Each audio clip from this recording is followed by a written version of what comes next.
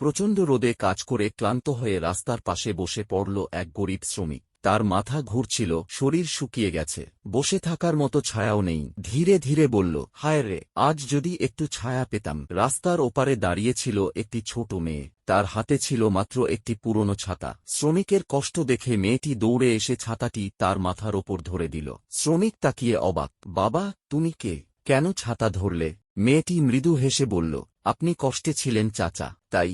আমার ছাতা ছোট হলেও ছায়া তো দিতে পারে। শ্রমিকের চোখে পানি চলে এলো। এত ছোট মেয়ে, তবুও এত বড় হৃদয়। ছোট মেয়েটি ছাতা ধরে দাঁড়িয়ে, আর শ্রমিক ধীরে ধীরে বিশ্রাম নিচ্ছে। তখনই মেয়েটির মা ছুটে এসে বলল, মা, তোমাকে কত খুঁজছিলাম। মেয়েটি বলল, মা, উনি খুব কষ্টে ছিলেন, তাই ছাতা ধরলাম।